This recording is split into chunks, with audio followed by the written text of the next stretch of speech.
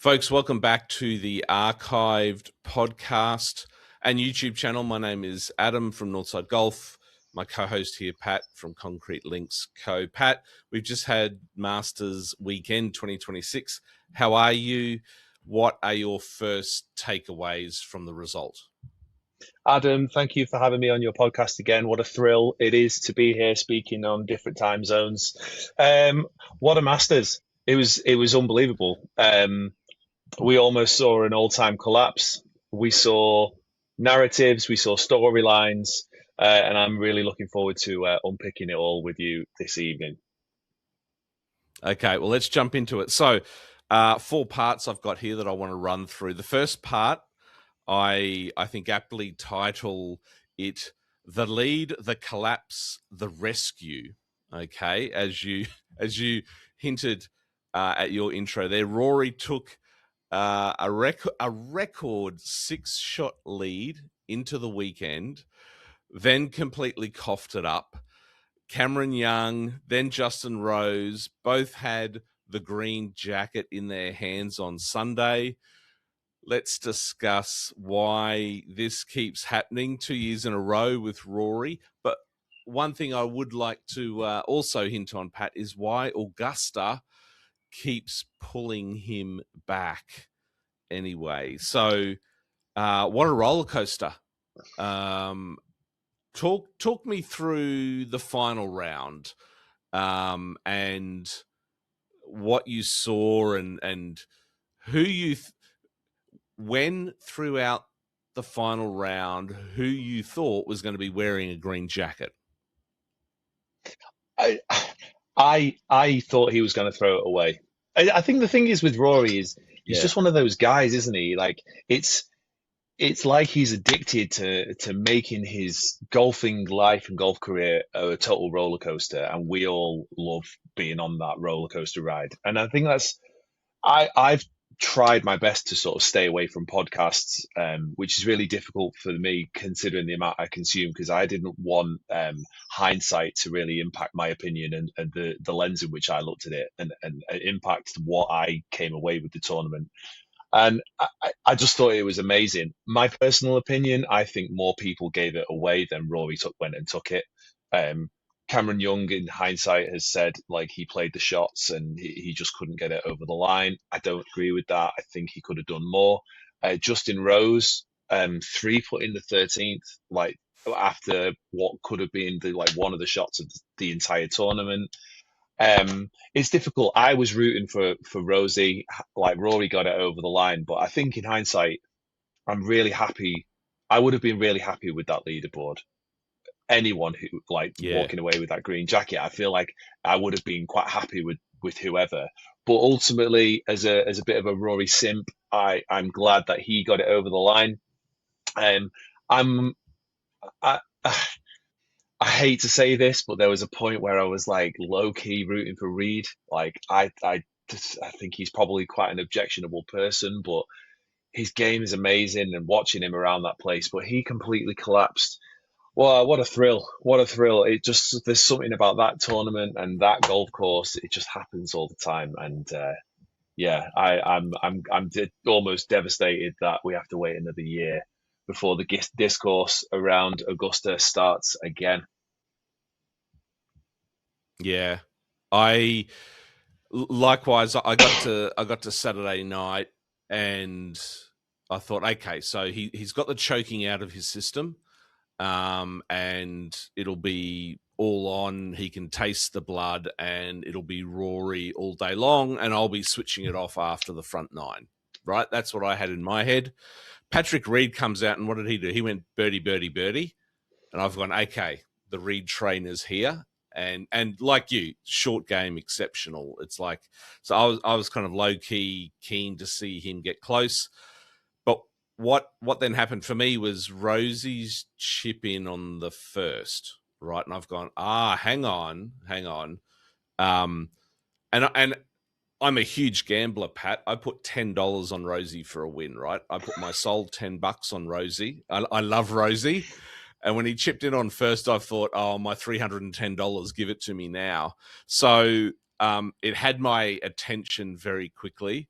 But as you say, Henley and Cam Young, I think Cam Young is a exceptional ball striker as well. And my kind of final summary, and I share the same sentiments as you, Rosie putting, and it's just like, dude, but they all kind of collapsed. Like it wasn't one, I thought it was just like a concerted effort of all of them collapsing. And then when Rory goes right on the 18th, I've gone, oh, here we go. But we almost had another setup of, shot of the year, right? As he was sort of coming out of that pine straw. So yeah, like what a Sunday. Couldn't switch it off. It, Um, it so was Pat, amazing. It was. yeah. So what does this mean now? Back to back Masters champion. You've got other guys like Nicholas and Faldo, Tiger, are the only ones to repeat. Is this, where is Rory's legacy now? Clearly, you can see that last year was a big relief. He shared his, up and back to Augusta in the lead up. How do you sort of paint the picture of Rory's frame of mind in 2026? I think the first thing that we can do is we can like all the discourse surrounding how he had an unfair advantage playing the course multiple times, like that. Just get out of here with that nonsense. Take that away. Don't want to hear it. I appreciate you all have an opinion, but let's just stop with that. Everybody has that opportunity, maybe with the exception of the amateurs, but like, let's face it, that's not going to happen. Um, Ultimately, I think what was strange to me and how much it resonated with me is in the lead up, he sort of referred to Augusta as like his home course when that place seemed like a Mm, torture chamber. You hear Ernie Els talk about mm, Augusta in hindsight, and he says he absolutely hated the place. Now, I'm sure Rory, yeah. if he never won last year, it would have been a very different story. For me personally, this might be recency bias, but I don't think I'm getting carried away with the moment, having allowed a few days to sort of like for the dust to settle. I don't think it's really a debate anymore. Rory is the best European golfer um, Yeah, to right. have lived. Really, I mean, like just objectively looking at things again, like yes, he's only even with, I say only, he's even with Faldo, but the Grand Slam takes him over the edge. I think he edges Mickelson personally. Again, the Grand Slam takes him over the edge. And just look at the names that he's aligned himself with in terms of like repeating going around that course. And is it beyond the realms of possibility now that he goes to win like two, three, four, five green jackets? His game seems to have many more years left in the tank. He's confident. He loves it. Walking around there, he just his whole energy and his whole sort of demeanor looks completely different. One thing I will say though, I felt like his whole demeanor in on the Saturday round and early in the Sunday round was that of someone that something had gone on, and he didn't have that bounce with him. But it just goes to show that golf course, it can get in your head regardless of how happy you are and how confident you are. It can do things to you. But conversely, on the flip side of that, what it can do is like one shot goes your way, and that seems to be it. I I just can't get over how good that shot was on 12. You talk about people losing the tournament. He won the tournament on that hole. Like it's just it's not up for Yeah. debate. But then he goes and essentially knifes a wedge from 115 yards through to the back of the green, and you just think he just he just can't Yeah. help himself. We all have to be in this like ebb and flow and push and pull of like Rory, almost just dropping the bag and throwing up all over himself. But that's what makes sports. It's what makes sports amazing.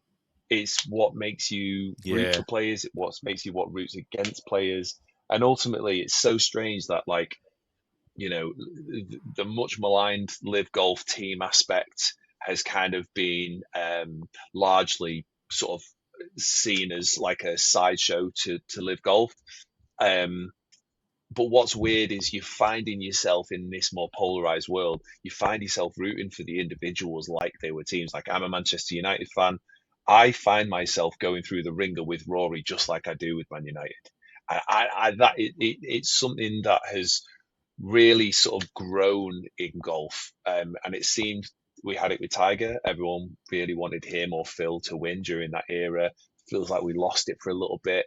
And this year, it just feels like it's kind of really blown up again. And I am here for it. I think it's amazing. Yeah, I went to bed on the Saturday night after round 3, and I don't know where Scotty was. I can't remember, but I thought to myself, I totally wouldn't be surprised if Scotty Scheffler came out on the 4th day and tore it up with an 8 under. Right, I kind of just had that kind of feeling. I mean, the guy goes bogey free all week, still comes runner up, and we can't not talk about Rosie. I mean, as you say, it was a leaderboard that you got to be happy with. There was some really amongst the sort of concerted collapse, sort of on Sunday at some point by everyone. There was some damn good golf by some damn good players, and in particular, Pat. Where is Rosie now with the Masters? It's tough, isn't it? You feel like every year that goes by, a little bit slips away. But then, he's a few putts away from winning last year. He's a few putts away from winning Yeah. this year. I mean, that's what's crazy is on the Saturday of the 2025 Masters, if he just holds like 1 or 2 putts, it is a different story. The playoff doesn't happen. He goes on to win the green jacket. And I think sometimes like sometimes too much time can go beyond and make you forget about like the objective reality that you actually experienced. And Justin Rose has been so close so many times. It almost feels like the window is starting to close. But you heard on the telecast he's gained like 32 yards in the last few years. His putting stats are brilliant. If he'd have chipped a bit better, I think it would have been a different story this year. But Scotty, only a guy who has set a standard and a bar so high can someone like Scotty make you think that his kind of trajectory is on the way down.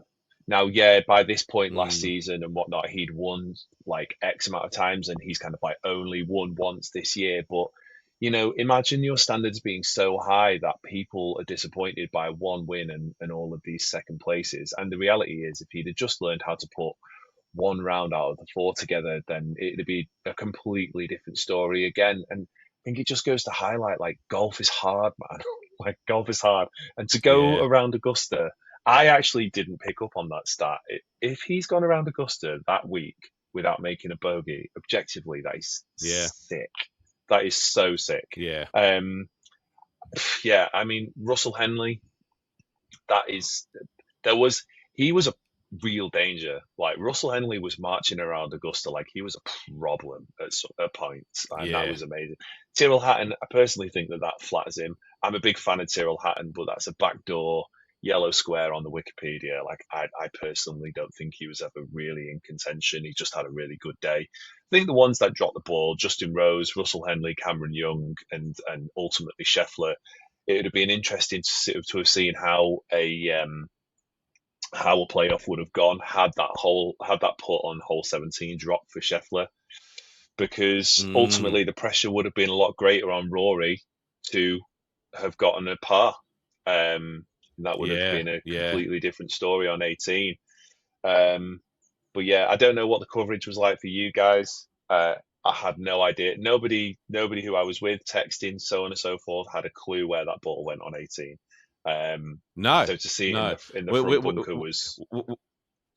Yeah, we had zero visibility of either balls, and Yeah. I think there's certainly been some commentary around the broadcast around that, but nonetheless, such a spectacular course to see world-class players in action, and as you say, verging on heartbreaking that we've got to wait another 24 months now to to sort of the lead up. Pat, you had a bit of a gathering, a party going on. Concrete Links Co. What Talk to me about your lead up to the Masters this year compared to last year, and what you're thinking next year, work wise. Um, that's a great question. It was probably the most intense run up this year. I think we did pre-sale. We had like I think this is the first year that we kind of transitioned entirely to a different type of product. We've like completely reworked the t-shirts. Like so much work has gone into that. And then the design profiles of the products completely different. I felt like from a brand perspective that the kind of classic logo, I feel like almost been a bit of fatigue surrounding it. So we've worked really hard at like trying to sort of like incorporate new design profiles into our products. But then that all kind of coalesces with the fact that we're already preparing for winter, which, you try and live in the present, but when you run like a clothing company, you're always 6 months ahead. So sampling for winter, polo shirts, I'm letting some cats out the bag here, but like polo shirts to be arriving like sort of June, July time. So sort of final sampling for that, kind of building up our content strategy for that.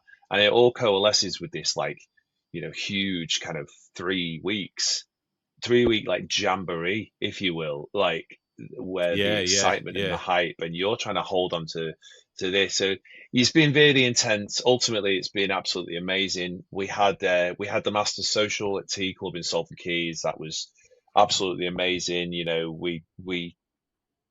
We never really hosted anything like that before, but we're quite big on the idea of hosting community events this year. Um, just sort of really, whether it be playing, whether it be indoor sim golf, which is sort of really on an upward trajectory given the climate in the UK.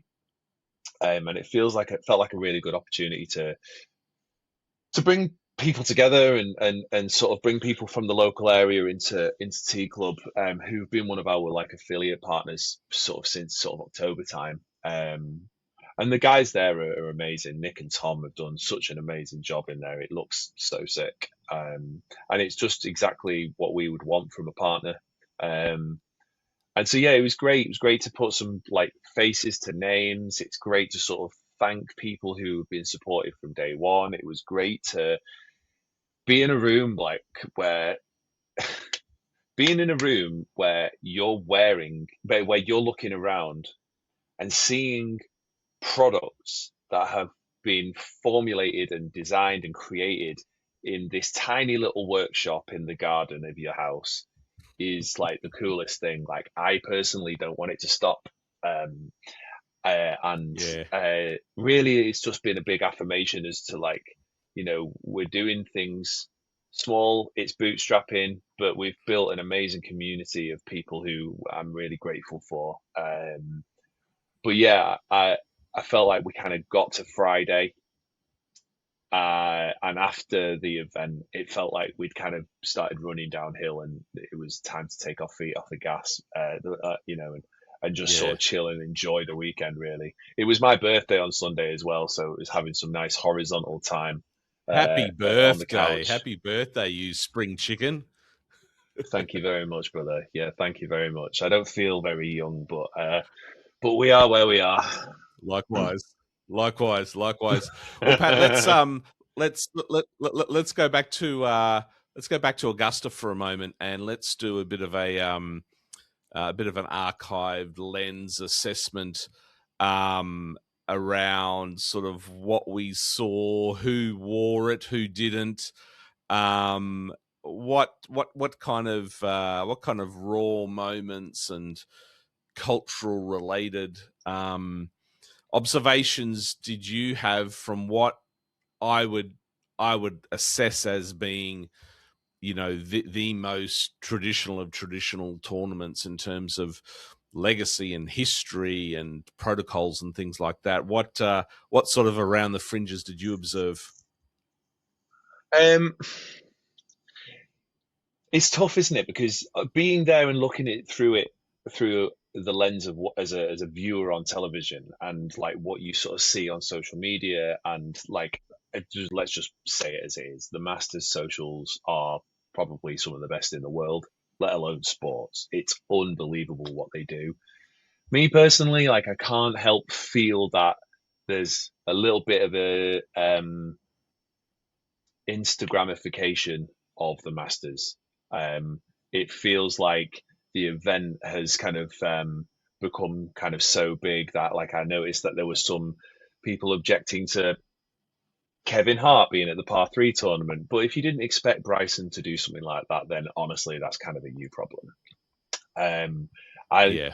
I love one thing that I love is just how amazing the ladies look and how amazingly they obviously spend ages curating their outfits for a duration of time for that one day, that one weekend. Um, the Malbon home looked sick. I mean, you have hit some lofty heights if you've ever been granted the opportunity to do something like that. Um, I'm actually a big fan of Alex Garcia, who essentially was in charge of all of the content over that period. I listen to his podcast, follow him on socials, basically try and take everything on board that he says because I think he's like an up and coming genius in the field. Um, I I, I just love the event. I think the way that I kind of always round it down is like for me, links golf is the best. Like Mm, I prefer the golf of the Open, but the tournament and the event and the history and the fact that something happens almost every single day that sticks in your memory. Um, I think it's absolutely brilliant. Like it's absolutely brilliant. Is it brilliant enough for me to want to stand for an hour in a merch queue to buy a Masters dog bowl? No. But like I'm not going to tell someone how to feel. I'm not going to tell someone how to spend their money. I'm not going to tell someone how to spend their time. Um, it's just a brilliant tournament. I think from a fashion perspective, I love that traditionalism. I even though you know most folk there look the same. I think everyone just takes great pride in turning themselves out, wearing, you know, their kind of Sunday best, and ultimately like being in the moment. It's so unique, and I think when I was younger, and I heard the no phone policy, I kind of like I knew what they were doing and I knew why they were doing it, but okay, it was a bit of an eye roll thing. Like I think that is one of the coolest things in sports. Nowhere else can do it now. The yeah. genie's out the bottle, and I hope it stays the same way. Um, I just I just think it's an amazing tournament. I'm going to be a little bit controversial here. I'm even though it was a terrible circumstance in which it happened. Um, I thought at first the whole kind of Phil and Tiger not being there, like it's the first time since 1994 since one of the two of them haven't been there. That is crazy, Mm, and it feels like the end of an yeah. era. But I feel like the oxygen, regardless of whether he's in good shape or not, I feel like the oxygen always kind of gets sucked towards Tiger. And it was kind of nice this year to like let the tournament breathe and be like sort of stand Yeah. up again without that the crutch and the narrative kind of resonating in the background. I thought that was great because all right, Rory was always going to be the top of the sort of narrative, if you will, but there were so many great subplots. You know, you had Fitzpatrick, you had the Live boys who were, you know, Bryson and Rahm, who, you know, like honestly should be pretty embarrassed by their performance. They had you had some amazing storylines coming in, and some of them were lived up to, some of them were not. But ultimately, everyone's come out of this weekend with a talking point that's kind of individual to them, and Yeah. I think that's what's so great about the Masters. It's unique. It invokes and elicits such an emotional reaction for so many people. There's just no tournament like it. There's nothing like it. Yeah. Yeah. And the course. And there's something about going back to the same place every every year, and the level of treachery that are in some of those stretches of holes. You just know that you can have 2, 3, 4 shot swings at any moment. And I think Rory's mindset going into the weekend, even after that record lead, I thought he was really good and sensible and balanced. He knew that can evaporate at any time, which is sort of, and knowing that Scotty can go on a 7 under tear as well, just it's set it up beautifully. But what was hurting my eyes, Pat, and I want to ask you a sort of a hypothetical at the end of this, but what was hurting my eyes was when the camera was panning the crowds, and I swear every single middle-aged male on site was wearing tailored shorts, a belt, a golf polo shirt tucked in with the same white socks and a pair of shoes. And as you say, the women, like, absolutely extraordinary, in terms of the care, the curation, the Sunday best. I mean, seriously, Pat, is this the best that men can do? And my question to you, you get your ticket to the Masters. What are you showing up in on day one? It's difficult, isn't it? Because, you know, the the scope of what women can put on is so broad that it's almost impossible to not it's almost impossible to not look different from one another from their perspective. But for guys, you are quite limited, especially in that type of environment. I personally um, find it quite difficult to think about what I would wear because there would always be a part of me in the background that would be thinking, am I going to get a tap on the shoulder? But then having said that, I think one of Is the there a great dress things, code for patrons? Do you know? I don't believe there is, but I feel that it's a little bit like Vegas in a way, or Dubai. Like, I feel like it's kind of self-policing because everybody knows that you don't want to mess around. I was reading that Mm, story about the guy that took some sand out of a bunker. That's crazy. That is crazy. yeah, Um, right. Yeah. but yeah, it's a crazy one, isn't it? I don't know what I would wear. I think I would just have to wait until the time came. So, I mean, but seriously, seeing what's going on there, you're not. Would you feel comfortable in your sort of your Uniqlo trousers, your concrete links t-shirt, your cardigan, and your cap? Like, do you even Um, contemplate, like, you would just stand out from everyone just by wearing that, I feel. yeah, I think I would. I think I would. I would probably get something like I'd maybe get something a one-off thing made. Um, Yeah, right. I honestly I don't know. I feel that sometimes, like, if we play great golf courses, I'll agonize over what I'm wearing a few days prior to setting off.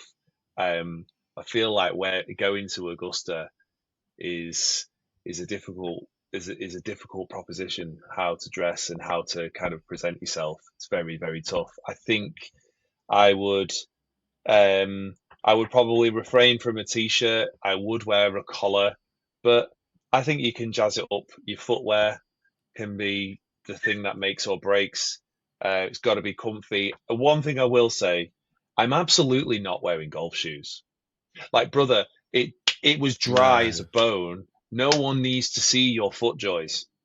You, in fact, are not no. going there to play, my man. Like, or woman. You don't need the golf shoes. A comfortable pair of shoes. Yeah, But again, I'm not going to tell someone how to feel, but like, let's just have it right. It looks silly.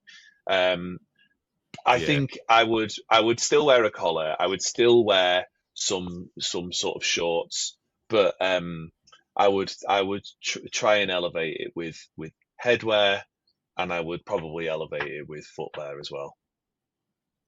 yeah, yeah. You'd bring out your Sunday best Solomons, wouldn't you? Knowing you. Yeah, So, yeah, yeah, definitely. but Pat, ever since you mentioned the Solomons, gave the Solomons tip a couple of episodes ago, I've been seeing more and more show up on golf courses in Australia, and in fact, I've dipped my toe in the water. I haven't tried them yet, but they're not Solomon's. I opted for that Hocker brand. I think they're called Hocker or Hoker or whatever they are, Okay, and yeah, it's yeah. it's a cross trail trainer kind of Hoka, and it's got the outer sole is very similar to sort of what a Solomon has. So very very much blending my lifestyle footwear now with golf footwear. So I'll have to do a review at some point on one of our future episodes. So looking forward to that. The XT6, if you could, the Solomon XT6 Gore-Tex are the best, are literally the best shoe at the moment. They're miles ahead of everything else. But from a golf perspective, you've got traction, you've got comfort, they're waterproof, they're breathable. They are so good. Big shout out to the Nike Trail as well, but Nike is just too narrow for Yes. my feet. Yeah, absolutely. Pat, final one. How is the golf going? Have you played any? Yeah, it's going good. My handicap's down. I shot a 68 the other day, so that's 3 under at my course, which I was thrilled with. But then followed it up the following week with a 70, 77, 76. So I would rather be consistent than constantly low, but I'm glad that I'm kind of like rounding into form. I'm going to Glen Eagles in a couple of weeks' time. Hopefully I can get the putter working because that's what's costing me everything. So do some work at that, and if everything fails, then I'll just buy another putter because that's what we do, isn't it? It is. It is. That's exactly right. And there's nothing wrong with that, Pat. As long as it makes you feel good, I think it's a worthy purchase. So that is my tip of the day. And with that, Pat, great to have you.